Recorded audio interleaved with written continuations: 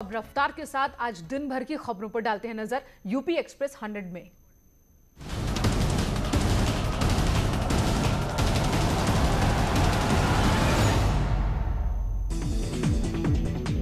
पंचायत चुनाव को लेकर यूपी में टल सकती है बोर्ड की परीक्षाएं। पंचायत चुनाव की तारीखों के ऐलान के बाद होगा फैसला। 24 अप्रैल से शुरू होनी है बोर्ड परीक्षाएं। डिप्टी सीएम दिनेश शर्मा ने परीक्षाओं की डेट में बदलाव को लेकर संकेत दिए। कहा, परीक्षाओं की डेट में हो सकता है बदलाव। पूरे उत्तर प्रदेश में 4 चरणों में होंगे पंचायत चुनाव। राज्य निर्वाचन आयोग पंचायत चुनाव को 4 चरणों में कराने की तैयारी में। पंचायत चुनाव को लेकर होली के बाद जारी हो सकती है अधिसूचना। अप्रैल के अंत तक पंचायत चुनावों को कराने की राज्य निर्वाचन आयोग की तैयारी। उत्तर प्रदेश पंचायत चुनाव को लेकर दाखिल याचिका पर सुप्रीम कोर्ट में 26 मार्च को होगी सुनवाई। मुख्य न्यायाधीश जस्टिस बोबड़े की अध्यक्षता वाली पीठ करेगी सुनवाई। सुप्रीम कोर्ट में आज ही उत्तर प्रदेश सरकार ने कैबिनेट अर्जी दाखिल की। यूपी सरकार ने कहा, जब सुप्रीम कोर्ट पंचायत चुनाव की तारीखों पर और याचिका पर करे सुनवाई, तब सरकार का भी पक्ष सुना जाए। असम के सिलचर पहुंचे सीएम योगी आदित्यनाथ। कांग्रेस पर बोला हमला। कहा, कांग्रेस कभी नहीं सुधरने वाली, खात्मे की ओर कांग्रेस। सिलचर में सीएम योगी आदित्यनाथ बोले, 2019 में पीएम मोदी के काम पर मुहर लगी। कांग्रेस को देश की जनता जवाब दे रही। इससे पहले असम के जयपुर देव की रैली में सीएम ने कहा, विकास का कोई विकल्प नहीं हो सकता। लुक ईस्ट पॉलिसी से बदली पूर्वोत्तर की तस्वीर। प्रयागराज के फूलपुर इफ्को फैक्ट्री में धमाका, 2 की मौत, 14 मजदूरों को हॉस्पिटल में भर्ती कराना पड़ा। प्रयागराज के फूलपुर इफ्को फैक्ट्री में बॉयलर फटने से हादसा। फैक्ट्री के बाहर लोगों ने किया हंगामा। 2020 में भी 2 अधिकारियों की धमाके में हुई थी मौत। प्रयागराज के फूलपुर इफ्को फैक्ट्री में धमाके में मृतकों के परिजनों को 5 लाख रुपए के मुआवजे का ऐलान। धमाके में 2 लोगों की मौत हुई। आईपीएस अमिताभ ठाकुर समेत 3 आईपीएस अधिकारियों को जबरन रिटायर किया गया। तीनों को तत्काल प्रभाव से सेवा मुक्त किया गया। आईपीएस राकेश शंकर, आईपीएस राजेश कृष्ण पर थे घोटाले के गंभीर आरोप। गृह मंत्रालय ने 3 महीने के वेतन के साथ वीआरएस दिया। लखनऊ विकास प्राधिकरण ने 8 कर्मचारियों को किया बर्खास्त। एलडीए ने काम में लापरवाही बरतने पर कर्मचारियों को बर्खास्त किया। लखनऊ के गोमती रिवर फ्रंट घोटाले में तत्कालीन अधिशासी अभियंता रूप सिंह यादव के खिलाफ चलेगा मुकदमा। शासन से अनुमति मिलने के बाद रूप सिंह के खिलाफ मुकदमा चलेगा। कोरोना के बढ़ते संक्रमण को देखते हुए योगी सरकार का बड़ा फैसला। 24 से 31 मार्च तक कक्षा 1 से लेकर 8वीं तक के स्कूल बंद होंगे।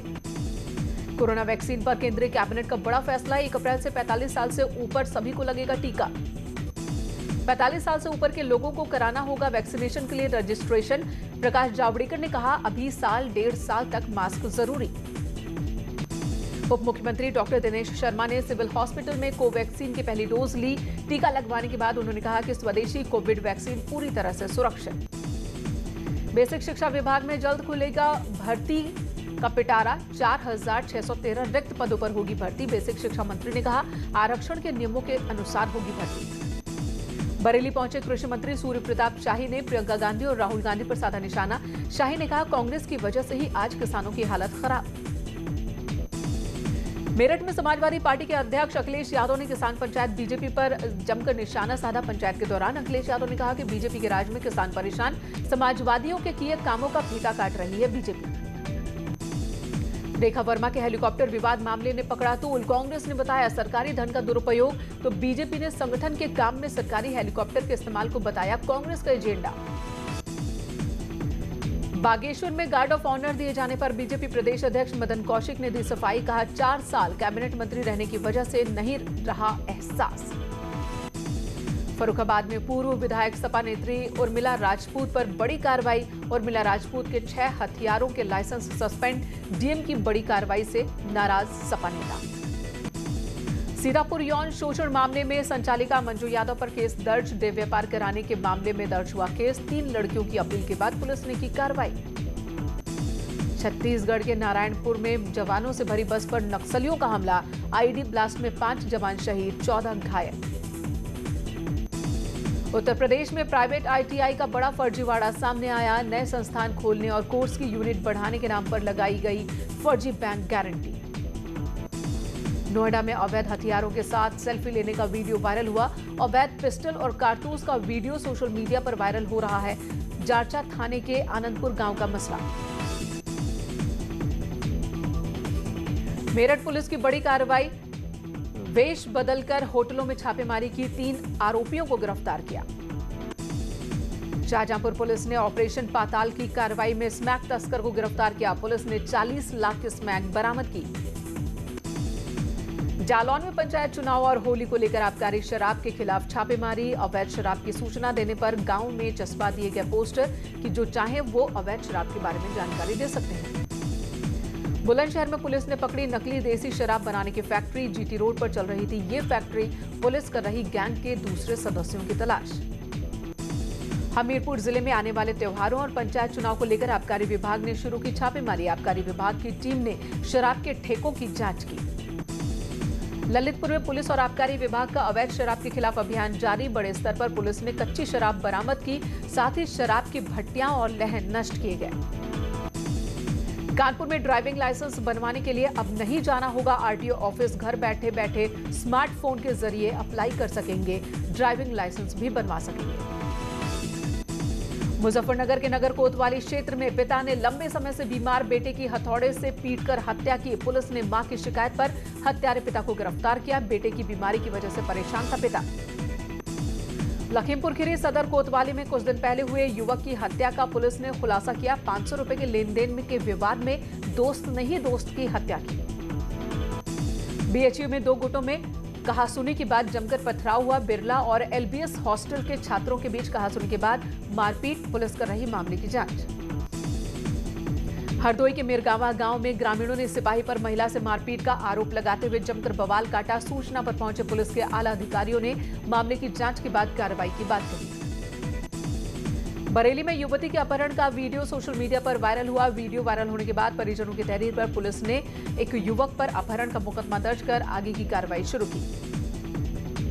फतेहपुर में 2 पक्षों में लड़ाई, घटना का वीडियो सोशल मीडिया पर हुआ वायरल, जिसके बाद हरकत में आई पुलिस। वीडियो के आधार पर हो रही तलाश।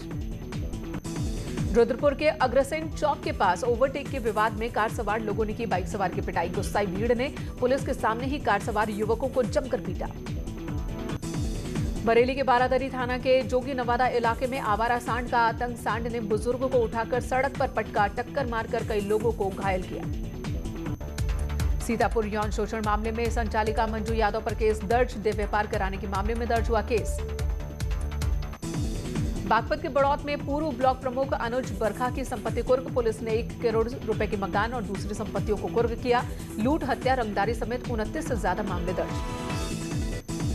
बांदा में मोरंग माफियाओं के हौसले बुलंद। मोरंग निकालने के लिए किसानों की 10 बीघा सब्जी रौन डाली। पोकलैंड मशीनों से बेरोक-टोक कर रहे हैं खनन। नोएडा पुलिस ने चेकिंग के दौरान 5 चोरों को गिरफ्तार किया। चोरों के कब्जे से 8 मोबाइल फोन, 25 शीशी नशीली दवा। सेक्टर 62 के फोर्टिस अस्पताल से पुलिस ने किया इन्हें गिरफ्तार। 25,000 का इनामी बदमाश शाह आलम अंबेडकर नगर से हुआ गिरफ्तार। सुल्तानपुर से गैंगस्टर एक्ट के मुकदमे में वांछित चल रहा था।